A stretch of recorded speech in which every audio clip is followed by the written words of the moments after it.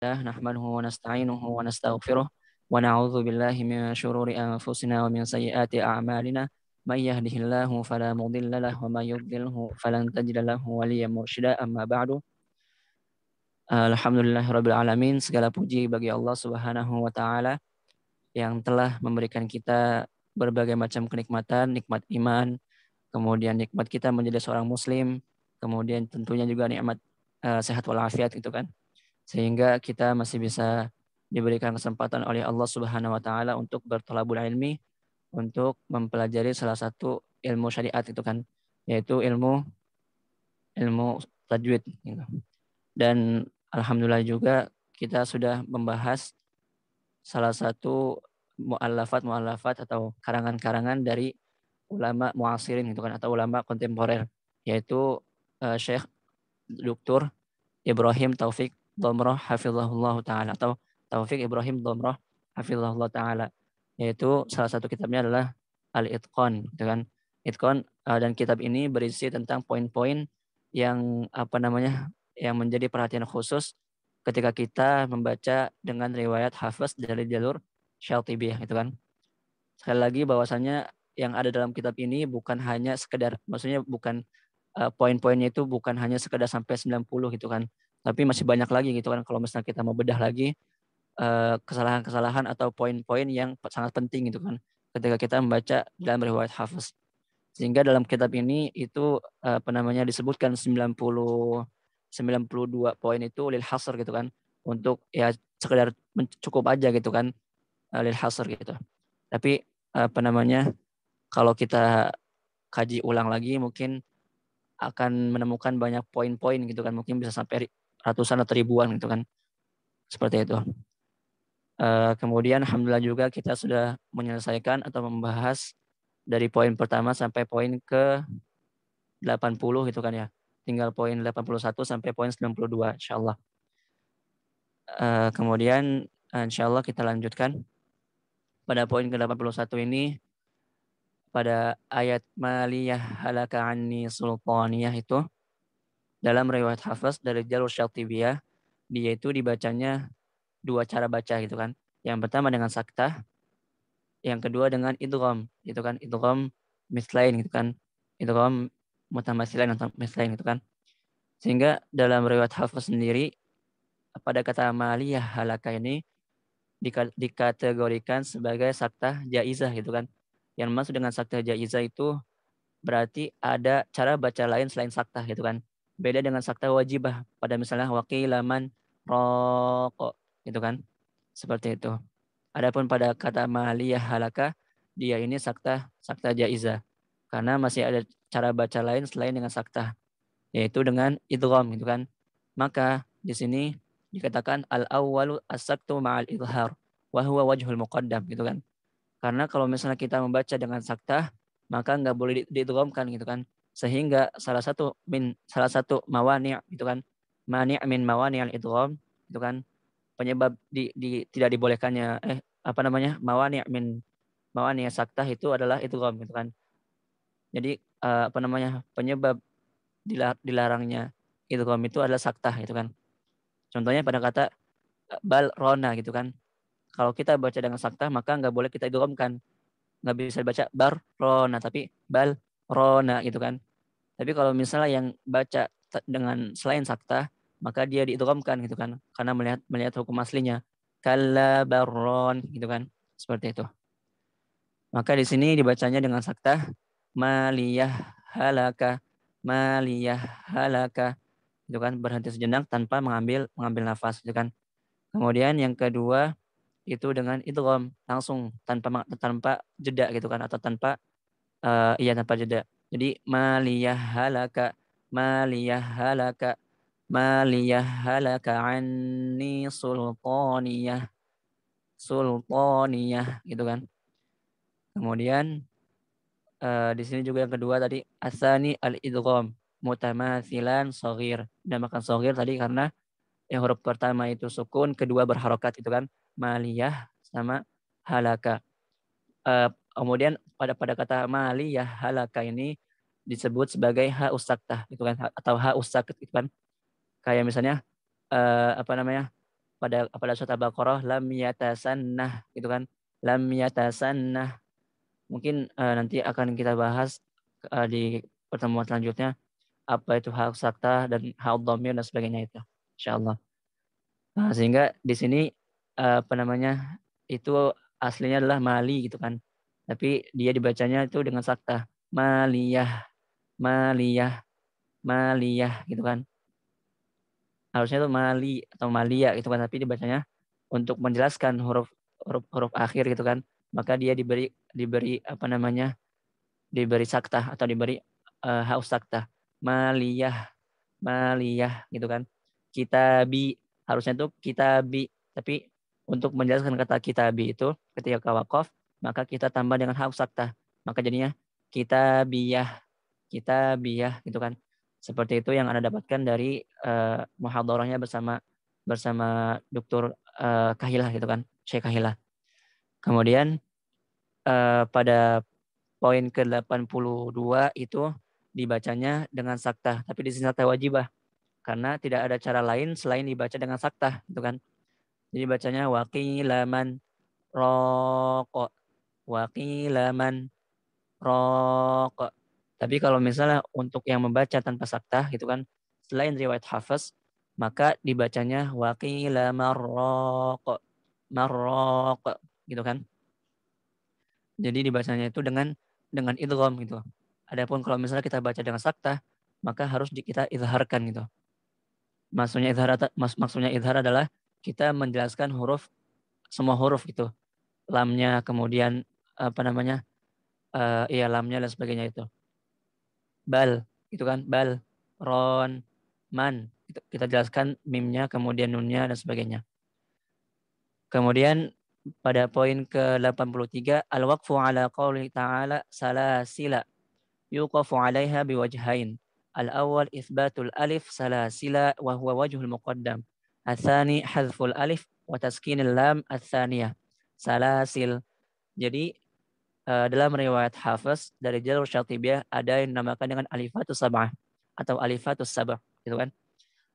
Apa yang dimaksud dengan alifatus sab'ah itu adalah kata-kata yang diakhiri dengan alif kemudian di akhirnya itu di alifnya itu ditambah sifar. Dan kita kenal dalam Dhabtul Mushaf ada dua macam gitu kan, sifar. Yang pertama sifar mustatil, yang kedua sifar mustadir. Apa itu sifar mustadir atau mustatil ini? Kalau sifar mustadir itu adalah kita artikannya itu adalah bulat sempurna gitu, bulat memang dairah gitu, bulat sempurna. Dan fungsinya itu adalah bahwa ketika ada tanda itu berarti dia tidak dibaca ketika wakaf maupun ketika wasal gitu kan. Contohnya pada kata ula gitu kan. Kita bacanya bukan ula tapi ula. Jadi adanya itu seperti nggak ada gitu. Dan biasanya sifar mustadir ini diletakkan pada huruf-huruf zaidah gitu kan. Seperti alif, waw, ya itu. Itu kan huruf-huruf mad. Karena yang paling banyak apa namanya? Yang paling banyak terkena kaidah ziyadah ini adalah huruf-huruf mad gitu kan. Pada misalnya ula gitu kan seperti itu. Adapun sifar mustatil itu kalau kita artikan bulat lonjong ke bawah gitu kan, bulat lonjong ke bawah. Itu fungsinya adalah bahwa dia dibaca ketika wakaf atau dibaca alifnya itu ketika wakaf. Tapi ketika wasal dibacanya pendek gitu kan. Sehingga dalam riwayat Hafiz dari jalur Syatibiyah itu hukumnya adalah sifar mustatil gitu kan. Yang artinya 7 kata ini yaitu ana, kemudian lakinna, kemudian az-zununa, kemudian ar-rasula, kemudian sabila, kemudian qawariro gitu kan. Kemudian salasila ini dibacanya itu dengan sifar mustatil yang artinya ketika kita wakaf di sana maka kita panjangkan ana, lakinna gitu kan, az-zununa gitu kan. Adapun ketika wasal maka dia dibaca pendek. Contohnya pada kata ana gitu kan. Ana kalau misalnya wakaf ana, tapi kalau misalnya wasal ana nadhir gitu kan. Ana nadhirum mubin gitu. Maka di sini juga apa namanya pada kata salasil, tapi kita perhatikan di sini yuqafu 'alaiha biwajhain, bahwa kalau misalnya pada kata salasil ini dia istisna gitu kan, pengecualian. Kalau tadi yang lain itu kalau berhenti dengan alif semua gitu kan, ana, lakinna, zununa, rasula. Adapun pada kata salasil atau salasila ini ketika wakaf boleh dengan dua cara. Yang pertama dengan alif panjang salasila gitu kan. Adapun yang kedua dengan salasil, salasil itu kan salasil. Tapi kalau misalnya wasol salasila wa aghlalau gitu kan. Salasila wa aghlala gitu kan. Tapi kalau misalnya wakaf kita boleh dengan salasila atau salasil. Itu kan dua-duanya marwi an Rasulillah Shallallahu alaihi wasallam. Dua-duanya sahih gitu kan. Karena sehingga dia disebut sebagai wajah gitu kan. Wajah itu tadi seperti yang kemarin Anda sebutkan bahwasanya wajah, pengertian wajah dalam ilmu qiraat adalah cara baca yang memang dia itu sahih gitu kan, bersumber atau marwi an Rasulillah Shallallahu alaihi wasallam gitu. Maka dibacanya tadi boleh dua cara, dengan alif salasila, kemudian yang kedua dengan salasil dihapus alifnya. Tapi lamnya itu juga disukunkan gitu. Salasil, salasil seperti itu. Kemudian poin ke-83 juga masih lanjutan alifat sabah dalam riwayat Hafs gitu kan. Maka itu pada kata qawariro, qawariro di sini pada surat Al-Insan ayat 15 sampai 16 itu ada dua. Kalau kita perhatikan qawariro yang pertama itu ada sifar mustatil yang artinya kalau misalnya kita wakaf di sana qawariro, maka qawariro di sini dikatakan qawariro al-ula atau al-ula gitu kan. Al-alif 'alaiha sifar mustatil qaim wa hadza yani thubutul alif waqfan wa hadfuha halal wasli gitu kan. Bahwasanya yang di sini pada qawariro yang pertama itu setelah alifnya itu dia ditambah di atasnya itu sifar mustatil itu kan, sifar mustatil. Adapun pada qawariro yang kedua itu dia diberi tanda sifar mustadir. Tadi bahwasanya sifar mustatil itu bulat lonjong ke bawah, kalau mustadir itu lonjong, lonjong sempurna gitu, bulat sempurna gitu kan. Bulat sempurna. Kemudian kalau misalnya kita wakaf pada qawariro yang pertama, maka kita wakaf dengan alif qawariro. Kalau misalnya kita wasol, maka dia dibacanya qawariro min fiddah. Qawariro min fiddah. Gitu kan. Tapi kalau misalnya pada qawariro yang kedua, dia itu sifatnya sifat mustadir. Yang artinya kalau kita wakaf di sana, bukan lagi jadi qawariro. Tapi jadinya qawarir. Qawarir. Gitu kan. Kanat qawarir.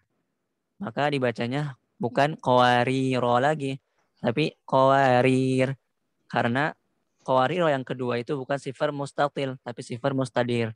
Seperti itu. Kemudian wa mislu qawariro al-ula dikatakan ana haitsu waradat. Itu kan kata ana apa namanya?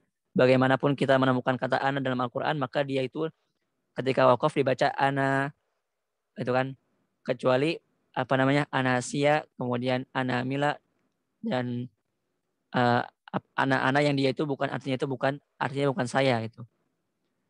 Maka kemudian juga lakinna haitsu waradat gitu kan, atau fi suratul kahfi. Kemudian az-zununa fi suratul ahzab. Kemudian ar-rasula fi suratul ahzab juga ayat 66. Kemudian as-sabila fi suratul ahzab juga ayat 67. Maka itu semua ketika kita wakaf semuanya dibaca panjang alif gitu kan.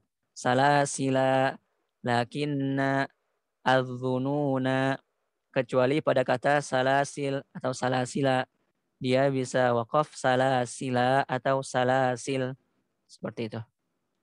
Kemudian pada poin ke-85 mungkin ini agak sedikit ini apa namanya perlu tarkis, perlu apa ya? Perlu konsentrasi gitu. Di sini dikatakan bahwasanya alam nakhluqukum al-qafu sakinah wal kaf mutaharrika fal hukmu mutaqariban saghir wa fihi wajhan. Bahwasanya pada kata alam nakhluqukum itu ada qaf ketemu sama kaf gitu kan. Maka dia itu mutaqariban karena qaf sama kaf makhrajnya itu berdekatan seperti itu. Kemudian dikatakan shaghir karena tadi karena qafnya sukun dan kafnya itu berharakat. Maka di sini fiha wajhan atau fihi wajhan. Dan banyak juga dalam kitab-kitab tajwid yang lain itu dikatakan fihi wajhan atau fiha wajhan. Yang pertama idgham kamil bihaitsu tadhhabul qaf sifatan wa makhrajan wa huwa muqaddam.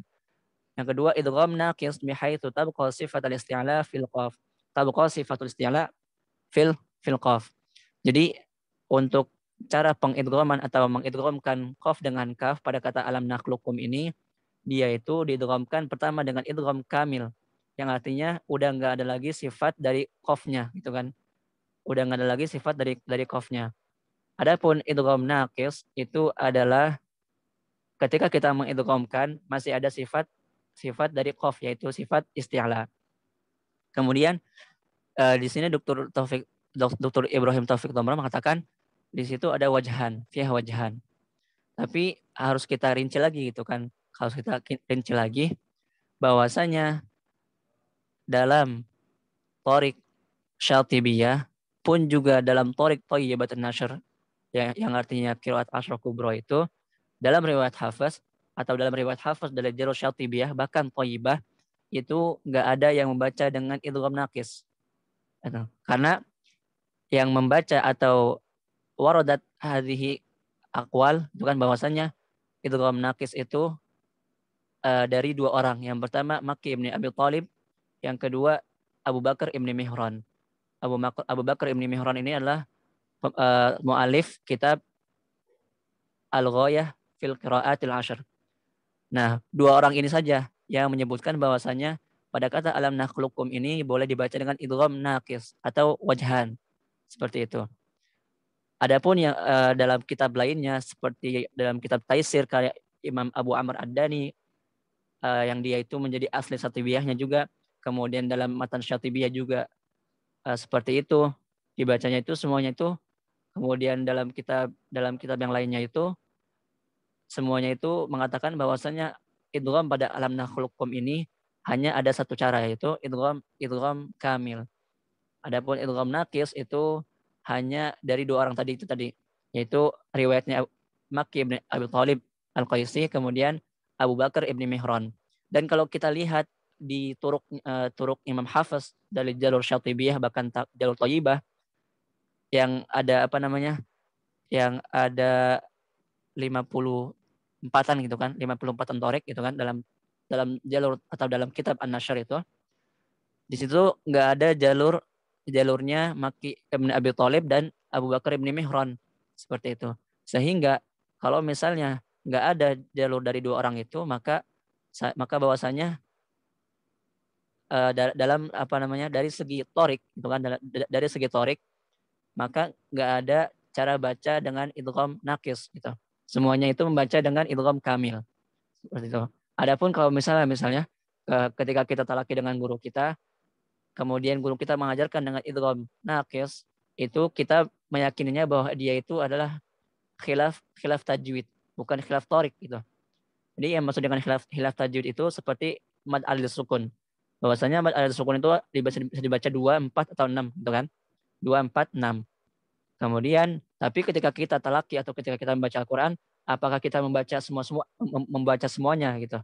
Apakah kita membaca 2, 4, 6? Enggak. Kita memilih antara 2 atau 4 atau 6 seperti itu. Pun dengan ini juga bahwasanya di sini kita mengatakan ada dua, tapi kita di sini mengucap atau membacanya itu imma dengan idgham kamil saja atau idgham naqis saja gitu. Dan dia ini bukan dari khilaf atau ikhtilaf dari segi torik gitu. Karena dari torik Thayyibah atau torik dari kitab An-Nashr fil qiraatil ashr yang dia itu qiraat asy kubra dan dari jalur Syatibiyah yang kita baca ini nggak ada jalur dari dua orang itu, dari Makki ibn Abi Thalib Al-Qaisi dan Abu Bakar ibn Mihran. Sehingga tadi kembali lagi bahwasanya di sini idgham kamil itu wajhul muqaddam, wajah yang apakah suaranya kecil? Di sini Suaranya jelas, bisa Ustaz. jelas ya? Jelas, Ustaz. Jelas. Jelas. di sini Oh ya, adalah siap. Khair. Jadi benar. dalam dari dalam jalur Syatibiyah bahkan Thayyibah atau bahkan dari kitab An-Nashr fil Qira'atil Ashr bahwasanya pada kata alam nakhluqukum ini hanya ada idgham kamil yang artinya kita bacanya alam nakhluqukum nakhluqukum lukum bukan alam lukum seperti itu. Sehingga sudah tidak ada lagi sifat isti'ala dari qafnya karena kita membaca dengan idgham kamil bukan idgham naqis. Kemudian di sini pada footnote atau pada catatan kaki dikatakan pada di situ ada kata dua kan dua.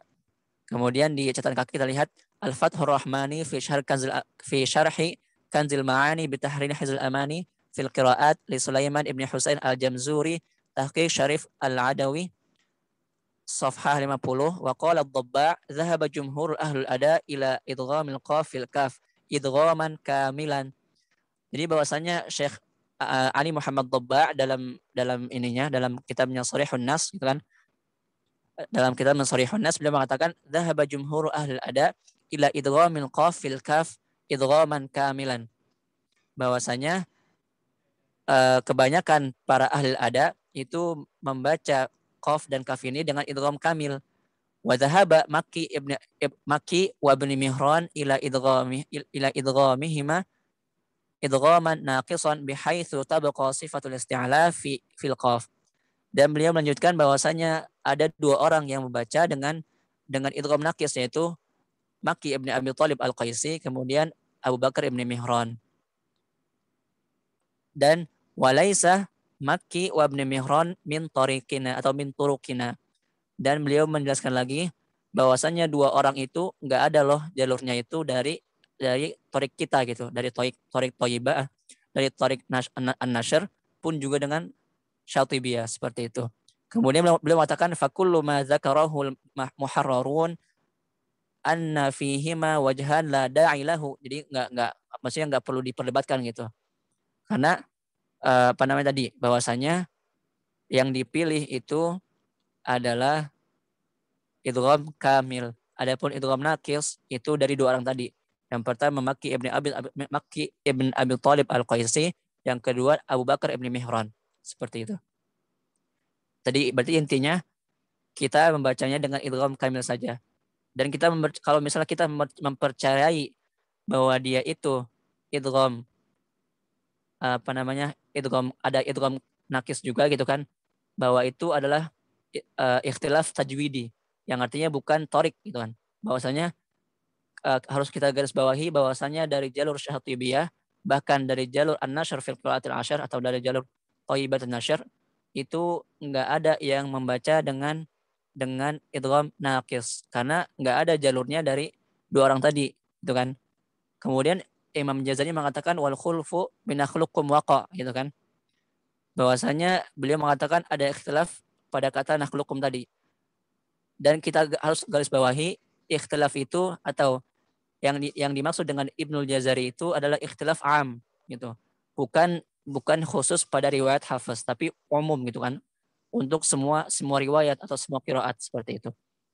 Adapun dari jalur atau tadi ulang lagi dari Hafiz, riwayat Hafiz min Thariq Syatibiyah dan bahkan Thayyibat An-Nashr itu dibacanya itu dengan idgham kamil, bukan idgham naqis. Sehingga itu juga yang dijelaskan oleh Syekh Ali Muhammad Dabba' dalam Sharihun Nasnya. Seperti itu. Kemudian pada kata poin ke-86 amma itu kan. Amma al-waqfu 'alaiha bi tasydidil mim wa iskaniha. Bahwasanya kalau misalnya kita waqaf ikhtibari ketika kita misalnya coba guru kita bertanya coba berhenti pada kata amma. Kita berhentinya apakah amma atau ammah atau seperti itu. Maka di sini dikatakan al-waqfu 'alaiha bi tasydidil mim wa iskaniha, maka dibacanya al-am atau am dengan apa namanya? Dengan gunnah am. Adapun kalau misalnya kita membaca qiraah Ibnu Katsir atau lebih khususnya riwayat Bazzi, maka dia berhentinya boleh dengan dua cara. Yang pertama dengan seperti hafaz atau dengan saktah, haus saktah, ammah, ammah, limah gitu kan dalam riwayat Bazzi an Ibnu Katsir. Tapi kalau karena kita baca riwayat Hafaz, maka ketika kita wakaf di sana, wakafnya itu dengan mimnya itu disukunkan kemudian ditasdidkan. Am bukan ammah atau amma enggak.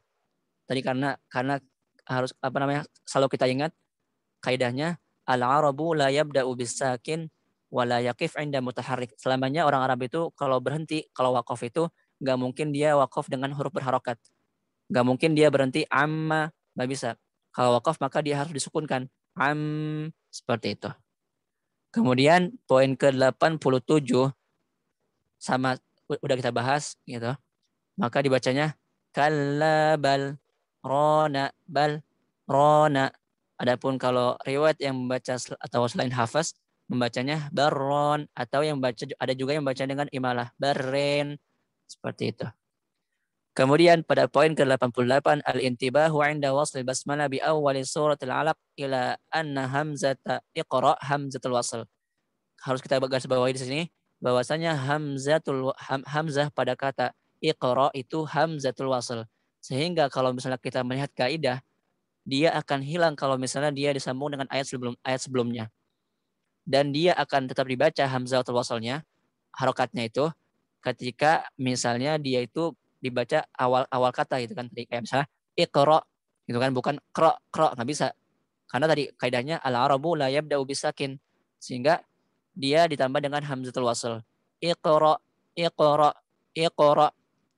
Nah di sini dikatakan bahwasanya tadi jenis hamzah pada iqra itu hamzatul wasl, sehingga kalau misalnya kita mengikuti kaidah, ketika dia diwasal dengan ayat sebelumnya, maka dia itu dihapus hamzatul wasalnya. Dan karena sebelumnya itu adalah surat alaq itu kan, alaq iqra bismi alaq itu kan, alaqin. Maka di sini itu yata'ayyan kasr tanwin li ittiqa'i sakinain. Maka di sini terjadi kaidah atau terjadi kaidah iltiqa'us sakinain. Kenapa? Karena tanwin itu kan alaqin. Alaqin itu sejatinya dia itu aslinya itu apa? Aslinya itu dia itu nun sakinah. Alaqin. Tapi dalam kita kembali lagi kalau kita melihat tarif atau pengertian dari tanwin sendiri dalam matan salsabil, walakin tanwin nunun sakinah zaidatun fi akhir ismin kainah wa hiya tathbutu fi lafzin wa waslin wa la tathbutu fil waqfi wa la tathbutu fil khatti wa fil waqfi kila. Bahwasanya tanwin itu tathbutu atau ada ketika diucapkan itu kan alakin kin, tapi ketika ditulis dia ditulis bukan alakin dengan nun sukun, tapi dengan fathatain atau dhammatain atau kasratain. Sehingga di sini terjadi kaidah iltiqa sakinain atau bertemunya dua sukun.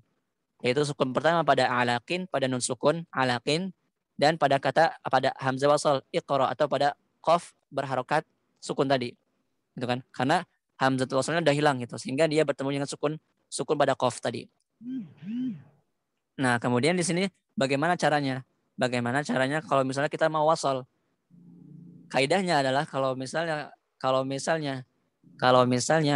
huruf pertamanya itu atau sukun pertamanya itu adalah tanwin, maka dia itu takhallus min iltiqa'is sakinainnya, diringkas dari bertemunya dua sukun itu dengan cara diberi harokat kasrah pada kata nunnya itu. Alaqini, alakin tadi kan. Kemudian kalau misalnya kita mau wasal, maka bacanya alaqini qara gitu kan. Alaqini qara, bukan alaqini iqra, enggak. Karena hamzatul wasal tadi kaidahnya dia akan hilang ketika diwasal dengan ayat sebelumnya. Seperti itu. Maka dibacanya alaqini qara. Tapi kalau misalnya kita waqaf ya berarti alaqa iqra iqra iqra, seperti itu. Kemudian pada poin ke-89 Wailul likulli humazatil lumazah alladzi jama'a malan wa 'addadah. Waslan bainal ayat yajibul intibah ila kasri tanwin li atau lumazatinil ladzi li iltiqai sakinain. Sama tadi kaidahnya dia di sini juga terjadi kaidah iltiqau sakinain atau bertemunya dua sukun. Sukunnya di mana? Sukunnya di lumazatin. Lumazatin aslinya itu lumazatin. Ta kemudian nun sukun. Kita perhatikan pada ini tuh, pada apa namanya? Pada baina kausain, pada dua kurung. Itu kan lumazatin itu aslinya. Tapi tadi kembali lagi karena tanwin itu tasbutu fil fil fil was apa fil lafzi gitu kan, wala tasbutu fil khat, maka dia diganti dengan dhammatain atau kasratain atau fathatain. Maka tadi kembali dibacanya lumazatinil ladzi, dan hamzah atau alif atau ya hamzah jenis hamzah pada alladzi itu dia hamzatul wasl seperti itu. Maka dia hamzatul waslnya akan hilang. Dibacanya lumazatinil ladzi wailul likulli humazatil lumazatinil ladzi jama'a malan wa 'addadah. Seperti itu. Kemudian poin ke-90 tarmihim bihijarah.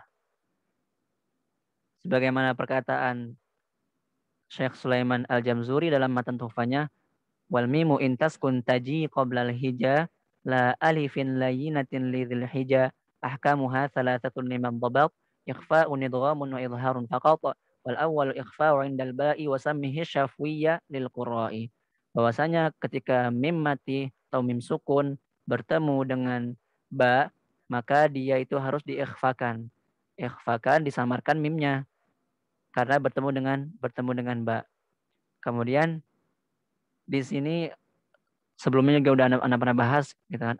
Udah pernah anak bahas ketika cara mengucapkan ikhfa syafawi atau iqlab itu para ulama berbeda pendapat. Para ulama berbeda pendapat. Ada yang mengatakan dengan itbaq syafatan atau menempelkan dua bibir, nempel atau tarmihim him, tapi tanpa atau bidunil kaz tanpa berlebihan nempelnya itu. Bukan tarmihim him, bukan, tapi tarmihim bihijarah, tarmihim. Kemudian ada juga yang mengatakan dengan mulamasah, nempelnya itu pelan, ya nggak terlalu nempel banget. Kemudian ada yang mengatakan dengan furjah, yang artinya memberikan sedikit lubang suara gitu, lubang suara supaya dia itu nggak nempel yang nggak terlalu nempel gitu, nggak terlalu nempel. Dan tadi kembali lagi bagaimana sikap kita sebagai seorang pemula atau sebagai seorang mubtadi, gitu kan. Maka yang harus kita ambil sikap adalah dengan cara apa yang guru kita ajarkan kepada kita, maka itu yang kita baca. Ketika kita talaki, misalnya guru kita mengatakan dengan itbaq, ya sudah kita ikuti dengan itbaq. Kemudian kalau misalnya guru kita meriwayatkan dengan furjah, maka dengan furjah. Dan anak sendiri meriwayatkan dari guru anak kebanyakan dengan itbaq, dengan menempel. Tarmihim. Tapi anak juga dapat meriwayatkan juga dari Syekh Hasan Husman, hafizahullah taala, beliau mengatakan dengan furjah, dengan furjah. Jadi tapi kembali lagi kita itu pilihan. Kita mau dengan furjah atau dengan itbaq, insyaallah dua-duanya sahih.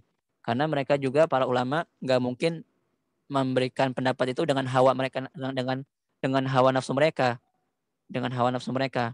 Tapi mereka pertama-tama perlu mutolaah, perlu mencari referensi dan sebagainya. Kemudian baru mereka berhujjah bahwasanya ini boleh dibaca dengan itbaq, bahwasanya ini boleh dibaca dengan dengan furjah atau dengan furjah.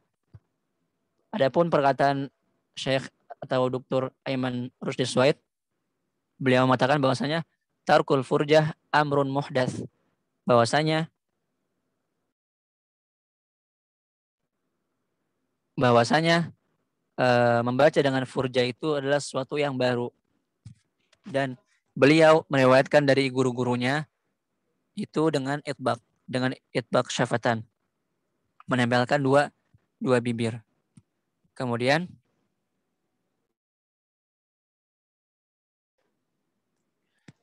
poin ke-91, wala antum. Maka di sini ikhfanya ikhfa hakiki. Kan?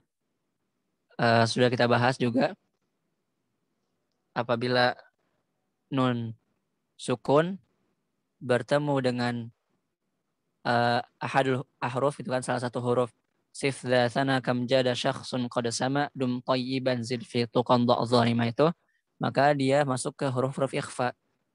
Ikhfa itu dalam matan salsabil dikatakan ta'rif ikhfa itu halun bainal izhar wal idgham, gitu kan. Enggak izhar banget, enggak idgham banget. Sehingga penyebab terjadinya ikhfa itu dia enggak jauh banget makrojnya antara nun sukun dengan huruf-huruf ikhfa itu, dan juga enggak deket banget. Sehingga dia itu enggak diidghamkan karena berdekatan makhraj, dan juga enggak diizharkan karena berjauhan makhraj. Sehingga dia itu tengah-tengah. Halun bainal izhar wal idgham. Kemudian